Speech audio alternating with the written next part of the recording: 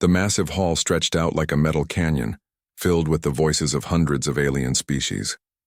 Admiral Junho Kim stood in the center of it all, his hands clasped behind his back as he watched the chaos unfold around him. The Galactic Council had never been this angry before, and he could feel their hatred pressing down on him like a heavy weight. Chancellor Vexithanor of the Vorthak hegemony rose from his seat, his 6 arms spreading wide as he addressed the crowd. His voice boomed across the hall, translated instantly into hundreds of languages by the Council's systems. Fellow beings of the galaxy, Vexithanor began, his massive form casting shadows across the floor. We have gathered here today to address the human problem. For too long we have watched these creatures spread across our space like a disease. They take planets that do not belong to them. They build weapons when they should build farms. They fight when they should talk. Murmurs of agreement rippled through the crowd. Admiral Kim kept his face blank, but inside he was counting. 237 species had signed the petition against humanity. Only 12 had spoken in their favor. The math was simple and brutal. Dr. Mi-young Park stepped forward from behind Kim's shoulder. She was Earth's best diplomat, a woman who had spent 30 years learning alien cultures and languages. If anyone could talk them out of this, it would be her. "Honored Chancellor," she said, her voice calm and steady. "Humanity asks only for the chance to prove ourselves. We are young, yes. We make mistakes, yes. But we learn from them. Give us time to show you that we can be good neighbors." The hall erupted in angry sounds, clicking, roaring, hissing, and dozens of other noises that human ears could barely understand. Through it all, Chancellor Vexithanor stood like a mountain waiting for the noise to die down. "Time," he said, and his translator made the words sound like poison. "You have had time. 50 years since first contact. And what have you done? You have taken 47 systems. You have built military bases on neutral worlds. You have refused to share your technology with the greater galactic community." Admiral Kim finally spoke. His voice was quiet, but somehow it carried to every corner of the massive hall. "We have also saved 6 species from extinction. We have provided food during 3 galactic famines. We have asked for nothing in return. You have done these things to make yourselves look good," spat Ambassador Zixandra of the Crystalline Collective. Her body glowed with angry red light as she spoke.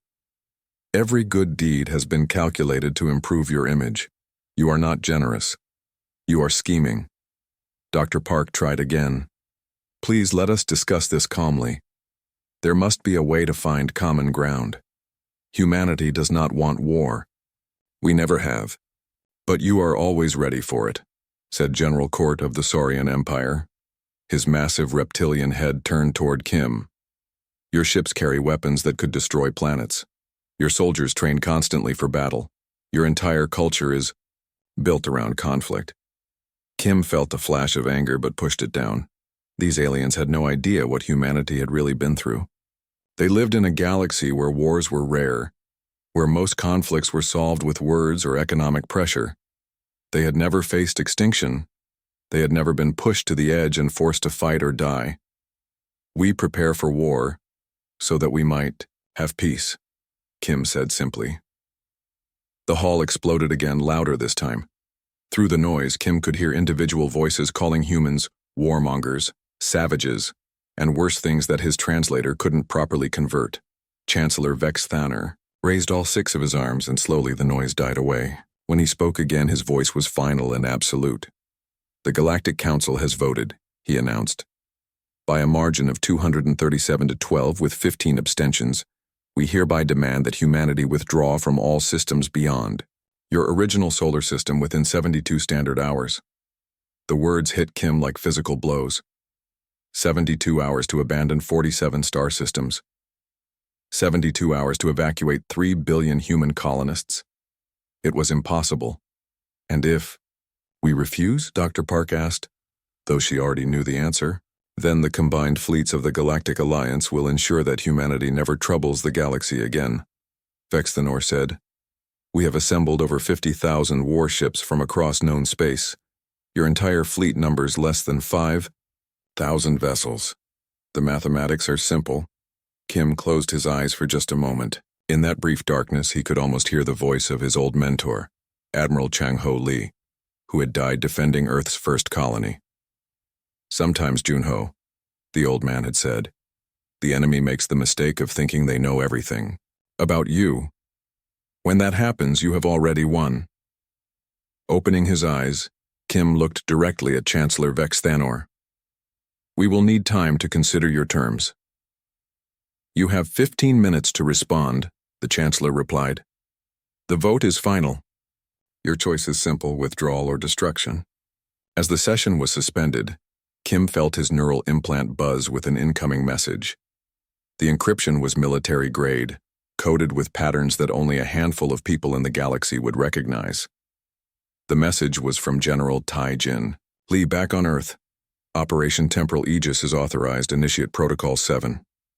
Kim's face remained perfectly calm, but inside he felt something that might have been relief, or might have been fear. Maybe both. The aliens thought they were dealing with a young species that had barely learned to travel between stars. They thought humanity's greatest weapons were fusion bombs and particle beam cannons. They were about to learn that they were wrong about everything. Dr. Park moved closer to him, lowering her voice so that only he could hear. Admiral, we cannot evacuate 47 systems in 72 hours. It's physically impossible. I know, Kim replied quietly. And we cannot fight 50,000 alien warships with our current fleet. That would be suicide. I know that too. Then what do we do? Kim looked around the Great Hall one more time, memorizing the faces of the aliens who had just declared war on humanity. Some looked angry, some looked sad. A few looked excited, as if they were already planning how to divide up human territory after the slaughter. We show them who we really are, he said. The 15 minutes were almost up. Soon he would have to give the Galactic Council humanity's answer. But first, he had some very important calls to make.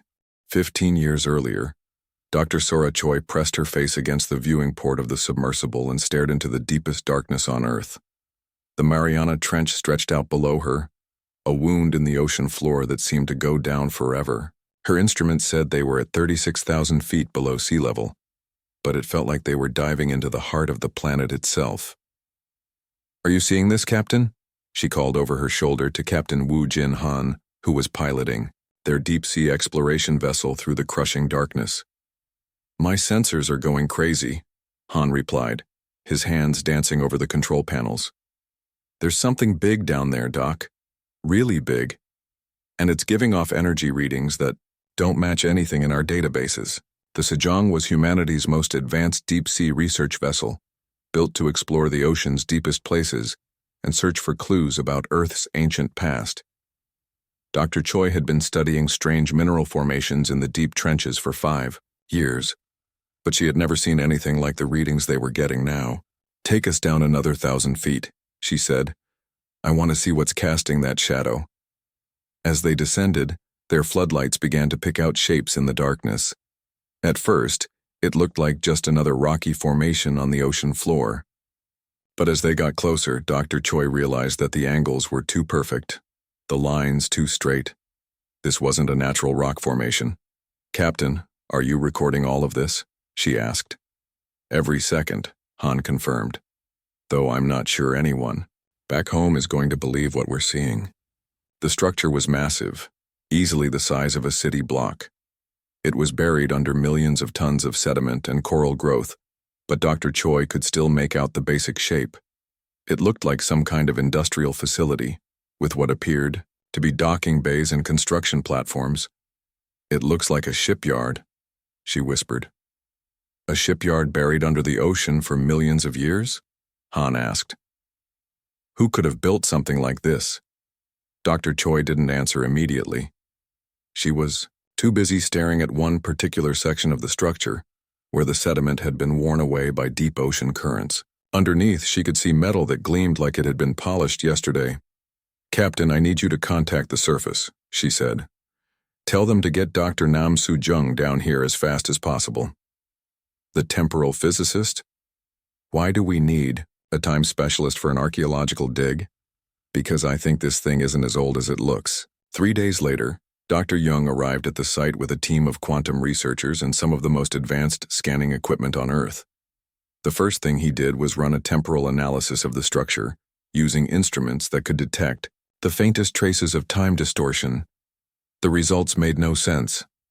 "This is impossible," Jung said, staring at his readings for the 100th time. According to these scans, this facility was built approximately 4 million years ago, but the quantum signature suggests it also exists in a state of temporal flux. "What does that mean in simple terms?" Captain Han asked. "It means this thing was built in the past but using technology from the future. The temporal field around it is keeping it in perfect condition, almost like time itself is protecting it from decay." Dr. Choi was examining the structure's architecture more closely. The more she looked at it, the more familiar it seemed. The design was angular and efficient, with clean lines and practical layouts. It reminded her of something, but she couldn't quite place what. "Jung, look at this section here," she said, pointing to what appeared to be a control room. "Does this design remind you of anything?" Jung studied the layout for a moment, then his eyes went wide. "It looks like human architecture, but that's impossible. Humans 4 million years ago were barely able to make stone tools. Maybe it wasn't built by ancient humans," Dr. Choi said quietly. "Maybe it was built by future humans." The team spent 2 weeks carefully excavating the entrance to the facility. The work was slow and dangerous, requiring them to remove millions of tons of sediment while avoiding damage to the structure itself. But finally, they managed to cut through the outer walls and gain access to the interior. What they found inside changed everything they thought they knew about human history. The facility was not just preserved, it was active. Emergency lighting flickered on as they entered, and the air was clean and breathable. The walls were covered with displays showing information in a dozen human languages, including some that wouldn't be invented for another century. In the center of the main hall stood a massive construction platform surrounded by dozens of automated manufacturing systems. The machinery was unlike anything they had ever seen, but the instruction manuals were written in perfect Korean, English, and Chinese. "This is a shipyard," Captain Han said, his voice filled with awe. "But look at the size of these construction bays. They're designed to build vessels the size of small moons." Dr. Jung was studying a holographic display that had activated when they entered. The display showed a 3-dimensional map of Earth's crust, with 11 other locations marked in red. "There are 12 of these facilities," he said. "Hidden all around the world, this is just one of them." Dr. Choi found a computer terminal that responded to her touch. The interface was somehow familiar, as if it had been designed specifically for humans from her time period. When she accessed the main database, she found records that made her blood run cold. "According to these files," she said, "this facility is called the Eternal Forge. It was built by human engineers from the year 52,847 CE, but it was placed here in Earth's past to serve as an anchor point across multiple timelines. That's over 50,000 years in the future," Jung whispered. "How is that possible?" "The records say that in 97% of all possible future timelines, humanity faces extinction within 400 years of achieving faster-than-light travel. These facilities were built to prevent that extinction by providing the tools needed to defend ourselves." Captain Han was examining the manufacturing equipment more closely. "These machines aren't just advanced," he said.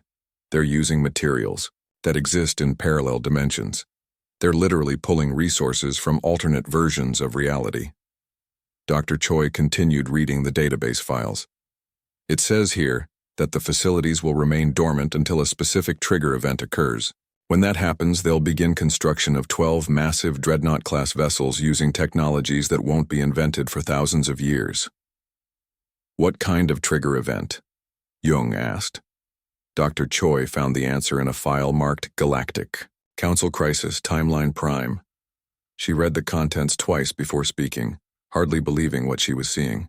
"According to this, the trigger event will be an ultimatum delivered by a galactic coalition demanding humanity's withdrawal from colonized space. The ultimatum will be delivered by Chancellor Vex Thanor of the Vorthak hegemony on," she checked the date, "exactly 15 years from now." The three humans stood in silence, surrounded by technology from their own future, built by their own descendants, and placed in their past to ensure their survival. "We need to report this immediately," Captain Han said. "To who?"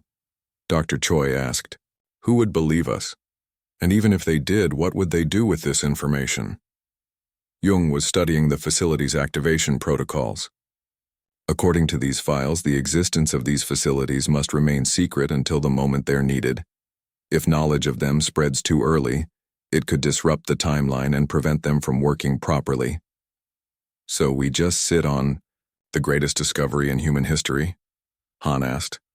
"No," Dr. Choi said, "making a decision that would change the course of human civilization.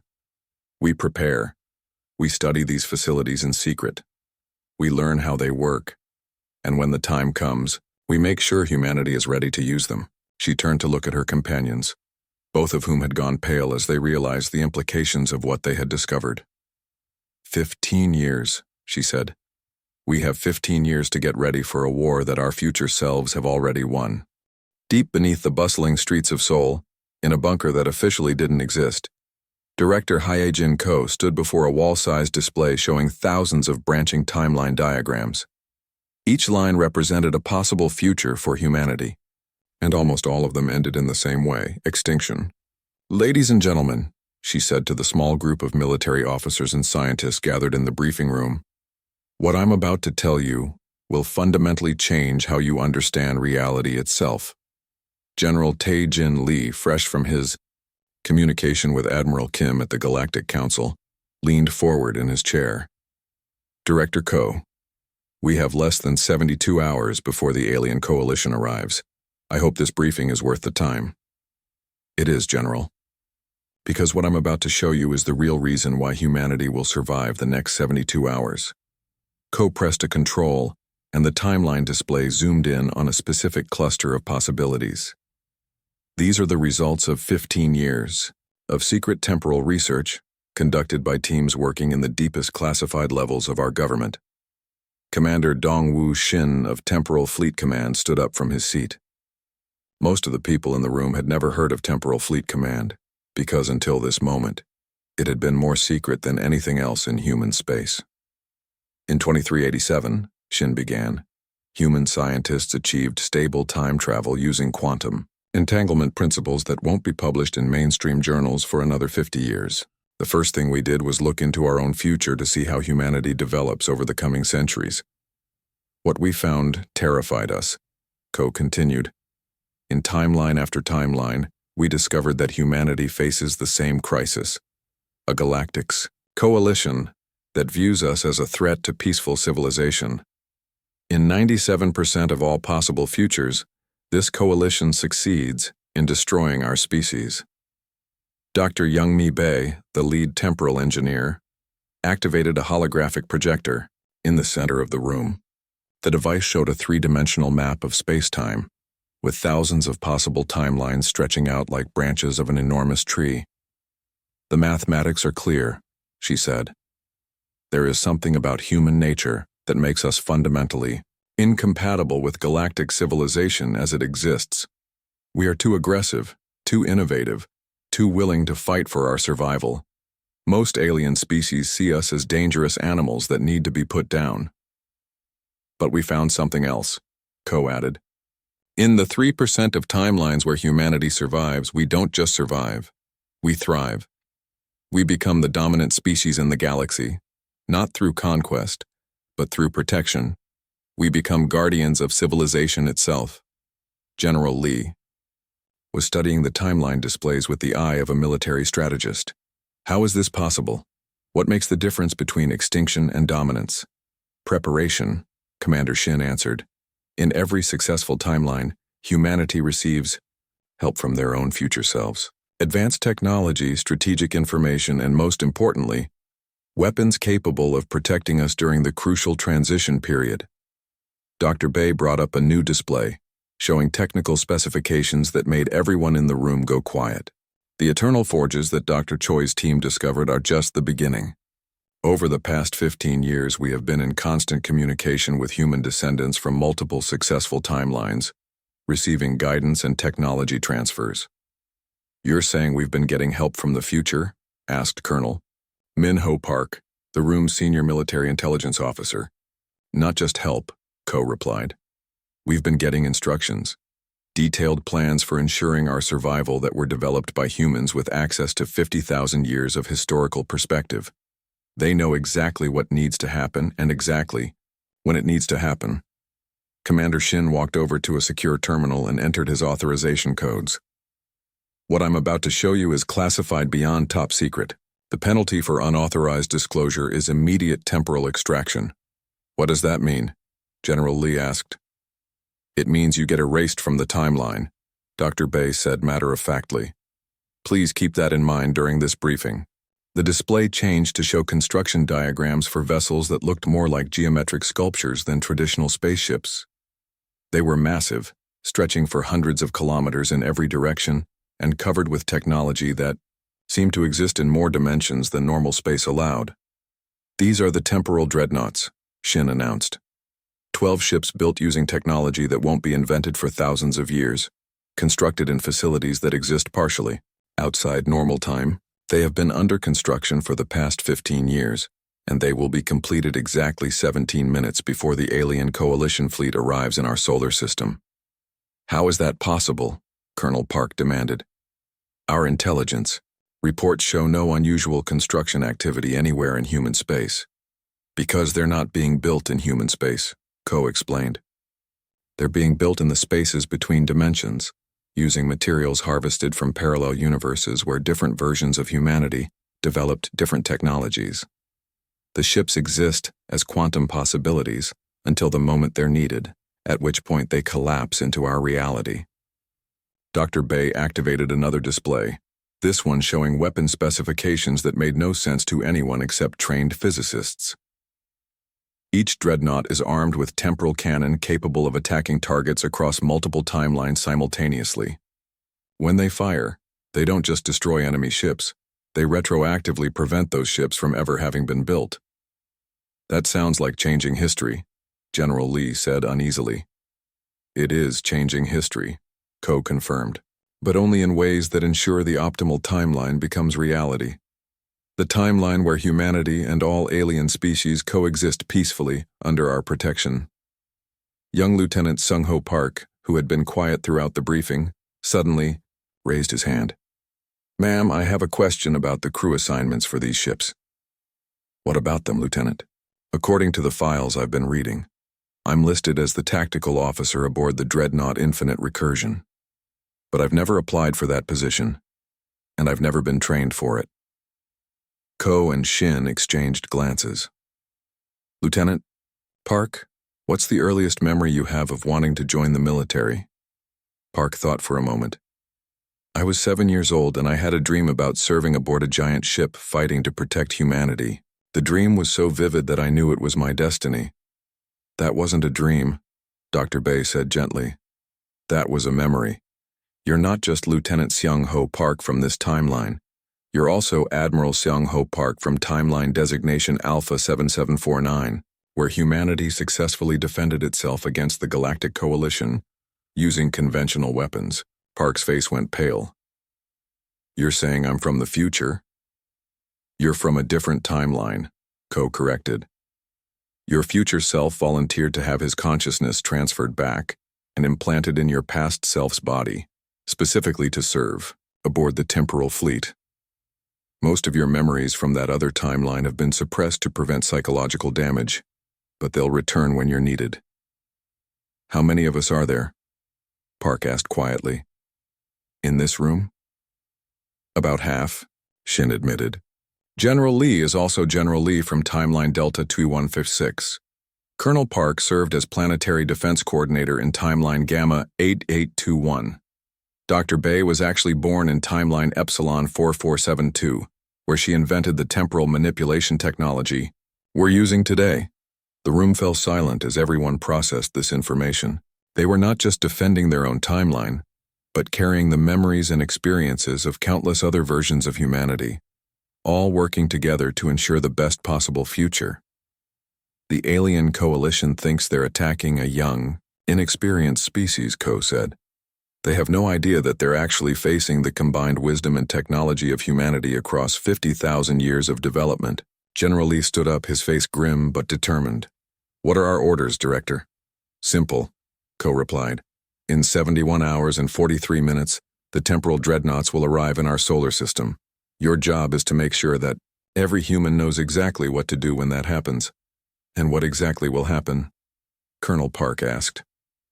Ko smiled, and for the first time since the briefing began, she looked truly confident. We're going to show the galaxy that humanity doesn't just deserve to survive, we deserve to lead. The alien armada stretched across space like a metal storm cloud. 50,000 warships from 237 different species, all united in their desire to see humanity erased from existence. From the bridge of the Coalition, flagship Inevitable Victory, Chancellor Vex Thanor watched the approaching human solar system with satisfaction. Fleet Admiral Kix Thara, he said to his military commander, what is the status of the human defensive fleet? The insectoid officers' compound eyes glittered as she studied the tactical displays. Exactly as expected, Chancellor. They have assembled approximately 4,000 ships near Jupiter's orbital path, primitive fusion-powered vessels with kinetic weapons and basic particle beams. They appear to be making their final stand. Lieutenant Byung-ho Kang, serving as a liaison officer aboard the alien flagship, watched the displays with growing unease. He had volunteered for this assignment to gather intelligence on the alien coalition's capabilities, but what he saw made his stomach turn. The human fleet looked pathetically small compared to the massive force bearing down on them. Sir, he said to Vex Thanor, perhaps there's still time for negotiations. Humanity might be willing to accept a compromise. The Chancellor's 6 arms gestured dismissively. The time for talk has ended, human. Your species has chosen war over wisdom. Now you will face the consequences of that choice. What none of the aliens realized was that the human ships near Jupiter were just a distraction. The real defense of humanity was beginning to unfold in dimensions they couldn't see or understand. 17 light minutes away, near the orbit of Saturn, Admiral Junho Kim stood on the bridge of his command vessel, watching readings that would have seemed impossible just hours before.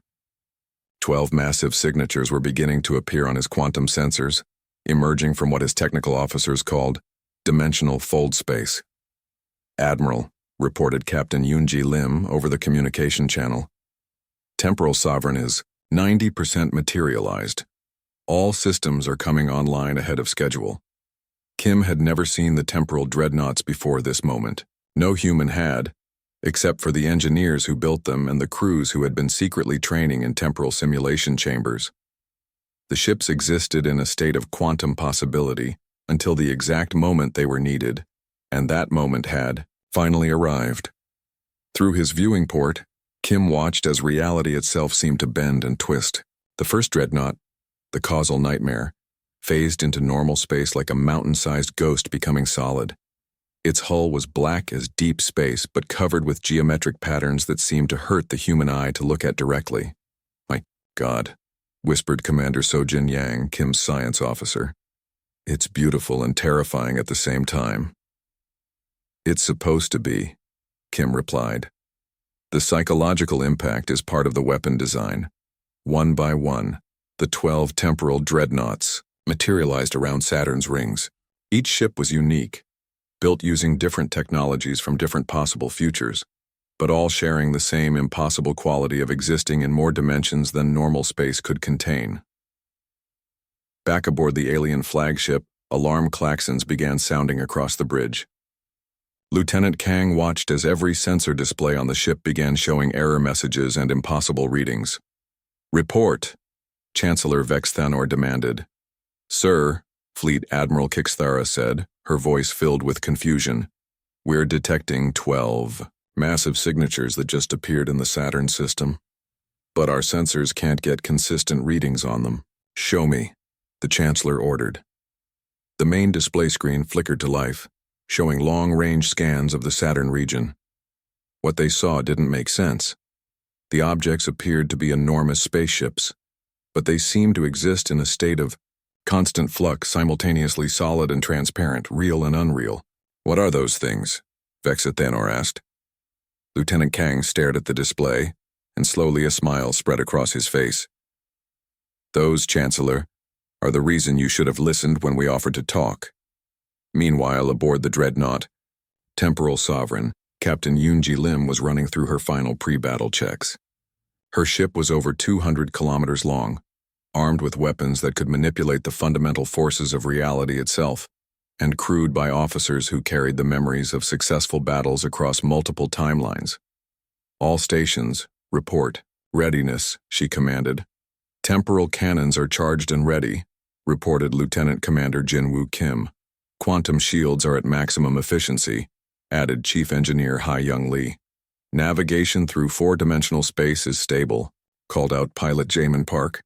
Probability manipulation systems are online, finished Weapons Officer Dong-Hyun Choi. Captain Lim opened a channel to Admiral Kim aboard the command vessel. Temporal Sovereign ready for battle, sir. We're itching to show these aliens what human engineering can really accomplish. Acknowledged, Captain. Hold position until the enemy fleet reaches optimal engagement range. The alien coalition had no idea what they were flying into. Their ships were powerful by galactic standards, armed with plasma cannons and graviton torpedoes that could shatter planets. But they were built using technology that operated within normal space-time. The human dreadnoughts existed partially, outside normal reality, making them effectively immune to conventional weapons. As the alien fleet approached Jupiter, Chancellor Vex Thanor gave the order to attack the human defensive force. Thousands of energy beams lanced out across space, striking the human ships with enough power to sterilize entire solar systems. The human fleet fought back bravely, but they were outgunned 1,000 to 1. Ship after ship exploded in brilliant flashes of light, their crews dying to buy time for the real battle to begin. Now, Admiral Kim said quietly, the 12 temporal dreadnoughts moved as one, accelerating from Saturn to Jupiter in less than 30 seconds. They didn't use conventional, faster-than-light travel. Instead, they simply folded space-time around themselves, making the distance between the two locations meaningless. The first the aliens knew of their presence was when space itself began to twist around them. The probability storm materialized, directly in the center of the alien formation, its massive bulk causing several coalition ships to be crushed simply by occupying the same space they had been in. Impossible! Fleet Admiral Kixthara screamed. Nothing that large should be able to move that fast. Captain Jiho Moon of the Probability Storm opened communication channels to the entire alien fleet. His voice was calm and professional, like a teacher explaining a simple concept to confuse students. Attention coalition forces, he said. You are hereby ordered to stand down and prepare to be escorted out of human space. This is your only warning. Chancellor Vex Thanor's response was to order every ship in his fleet to concentrate their fire on the nearest dreadnought. The alien vessels unleashed everything they had, enough destructive power to crack a moon in half. The energy beams simply passed through the human ship like it wasn't there. Sir, Lieutenant Kang said quietly to the Chancellor, I think we may have made a terrible mistake. Admiral Hyun-Soo Lee aboard the Causal Nightmare watched the alien attack with professional interest. Weapons, he called to his tactical officer. Target the lead alien vessels. Fire one temporal cannon, minimum power setting. Yes, sir. Firing temporal cannon. The weapon didn't produce a visible beam or explosion. Instead, space-time itself rippled around the target ships. One moment, 300 alien vessels were there, burning bright with their own weapons fire. The next moment, they simply weren't. They hadn't been destroyed. They had never existed in the first place. Across the alien fleet, panic began to set in. Fleet Admiral Kixthara was screaming orders that no one could understand, while her tactical officers reported readings that made no scientific sense. Chancellor, Lieutenant Kang said urgently, we need to retreat. Now. These aren't ships we can fight with conventional weapons. Retreat, Vexithanor roared. We outnumber them 4,000 to 1. Numbers don't matter when the enemy can erase you from history, Kang replied. The battle that followed lasted exactly 47 minutes in normal space-time, though temporal sensors registered the engagement as occurring simultaneously across 10,000 years of history. Each time the aliens fired, their weapons passed harmlessly through the human ships. Each time the humans fired back, entire sections of the alien fleet simply ceased to exist. By the end, less than half of the coalition armada remained, and those ships were fleeing as fast as their engines could carry them. Chancellor Vex Thanor found himself alone on his bridge, his entire command staff having abandoned their posts in terror. On his main screen, Admiral Kim's face appeared, looking as calm and professional as ever. "Chancellor," Kim said politely, "I believe we need to have another conversation about humanity's place in the galaxy. Would you be willing to return to the negotiating table?" Vex Thanor looked around his empty bridge, then at the impossible human ships that had just rewritten the laws of physics, and slowly nodded his head. "Yes," he said quietly. "I think that would be wise." 6 months after the battle that would forever be known as the Temporal Revelation, the Galactic Council met again. But this time, the Great Hall had been rebuilt according to human specifications, and the seating arrangements had been completely changed. Instead of humanity standing alone in the center, Admiral Junho Kim now sat at a curved table alongside representatives from every species in known space. The atmosphere was different too. Where once there had been anger and fear directed at humanity, now there was something that might have been awe, mixed with a healthy dose of respect and caution. Chancellor Vex Thanor, his 6 arms moving in gestures of formal respect, addressed the assembly. "Fellow beings of the galaxy," he began, "we are here today to formally ratify the Temporal Accords, the treaty that will govern our new relationship with the human species." Dr. Su-Jin Yang, who had been promoted to Earth's first temporal ambassador, stood to address the crowd. Her role was to explain to the galaxy exactly what humanity was offering and what would be expected in return.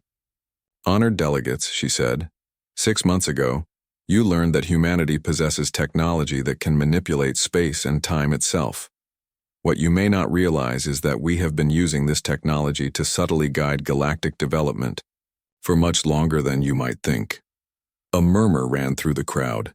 Ambassador Zixandra of the Crystalline Collective, her body now glowing a curious blue rather than the angry red from their previous encounter, spoke up. "What do you mean by guide galactic development?" Captain Ji-Ho Moon of the Dreadnought, Probability Storm, now serving as military liaison to the Galactic Council, activated a holographic display in the center of the hall. The display showed a 3-dimensional map of the galaxy, with thousands of small markers indicating various historical events. "Over the past 1,000 years," he explained, "humanity's temporal agents have prevented 47 galactic wars, stopped 12 potential extinction events, and guided the development of peaceful contact protocols between species that might otherwise have destroyed each other." The hall fell silent. General Court of the Saurian Empire, who had been one of humanity's most vocal critics, leaned forward in his seat. "You're saying that humans have been interfering in our history without our knowledge?" "We've been protecting your history," Kim replied calmly. "In the timelines where we don't intervene, galactic civilization collapses within 2,000 years. Wars consume entire star systems. Species that could have been friends become enemies. The galaxy becomes a wasteland of dead worlds and empty space." Dr. Yang brought up another display, this one showing detailed statistical comparisons between different possible timelines. "In the timelines where humanity serves as temporal guardians, galactic peace lasts for over 50,000 years. Trade flourishes, scientific advancement accelerates, species that would otherwise never have contact learn from each other and grow together." Ambassador Trill Andor of the Aquatic Federation raised a tentacle in question. "If you have such power, why did you allow the coalition to form against you? Why not simply prevent the crisis from happening?" General Chang Min-no, newly appointed as Director of Temporal Operations, smiled at the question. "Because the crisis had to happen exactly the way it did. The threat of human extinction was what motivated our future selves to develop temporal technology in the first place. If we had prevented the crisis, we would have created a paradox that could have unraveled reality itself. Time travel is complicated, added Captain Moon with a slight grin. Sometimes you have to allow bad things to happen so that good things can happen later. Chancellor Vexithanor studied the displays showing humanity's temporal interventions throughout galactic history. These records show that your species has prevented disasters we never even knew existed. Wars that never happened because you arranged for the right diplomatic meetings at the right times. Plagues that were stopped because you ensured the correct medical research was conducted. That's correct, Kim acknowledged. Humanity's role has always been to serve as guardians of galactic civilization. We've simply been doing it quietly, without taking credit or demanding recognition. Until now, said Commander Rathkeem of the Hive Collective, his insectoid features displaying what might have been curiosity. Dr. Yang nodded. Until now. The temporal accords will make our guardianship official. Every species in the galaxy will know that humanity stands ready to protect them from threats across space and time. And what do you require in return? Asked President Vexithara of the Democratic Worlds. 3 simple things, Kim replied. First, no species may develop temporal technology without human oversight. The power to change history is too dangerous to be used carelessly. Second, continued General O, all interspecies conflicts must be submitted to human mediation before military action is taken. We have access to historical data from thousands of possible futures. We can usually find peaceful solutions that benefit everyone involved.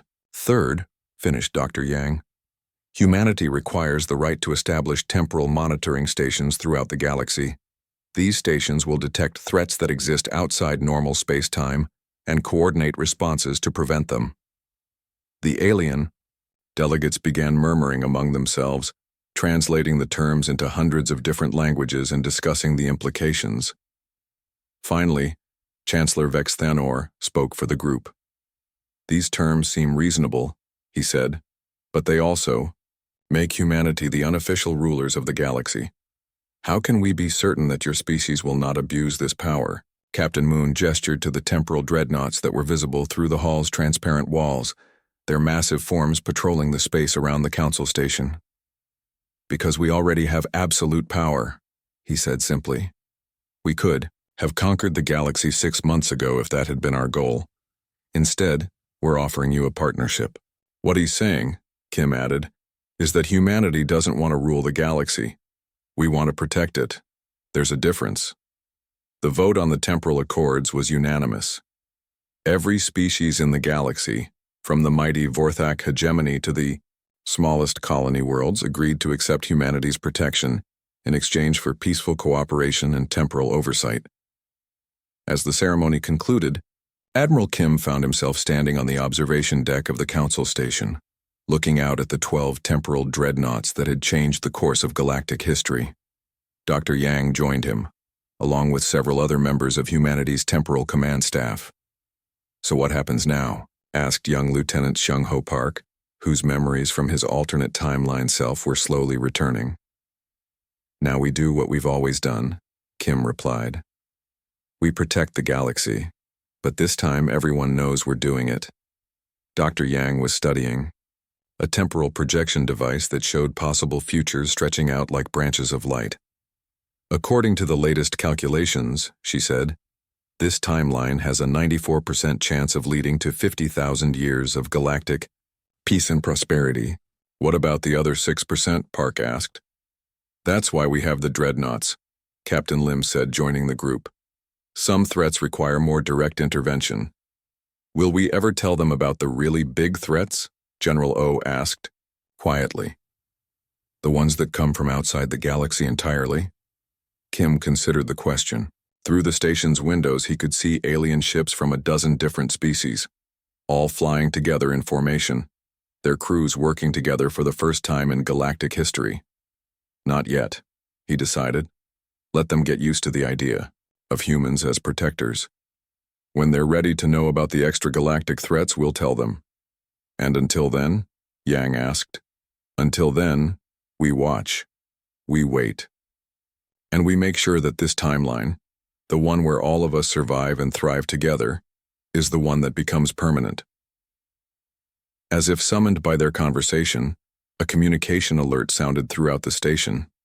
The message was from Earth, transmitted through temporal channels that allowed it to arrive before it had been sent. "Attention Temporal Command," the message said in the voice of Director Ko. "Long-range sensors have detected an anomaly in the Andromeda Galaxy. Something is coming.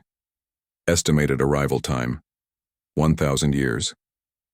Begin preparations for Phase 2 of the Guardian Protocol." Kim closed his eyes for a moment, then opened them and looked out at the peaceful galaxy that humanity now protected. 1,000 years seemed like a long time, but he knew that for temporal guardians it was barely enough time to prepare. "Well," he said to his assembled staff, "I guess our work is just beginning." In the distance, the 12 temporal Dreadnoughts continued their eternal patrol, guardians of a future that they had already lived through countless times, protectors of a galaxy that would soon face threats beyond imagination. But that was a problem for tomorrow. Today, for the first time in galactic history, every species in known space was at peace, protected by humans who had learned to swim in the ocean of time itself. The future was bright, and humanity would make sure it stayed that way.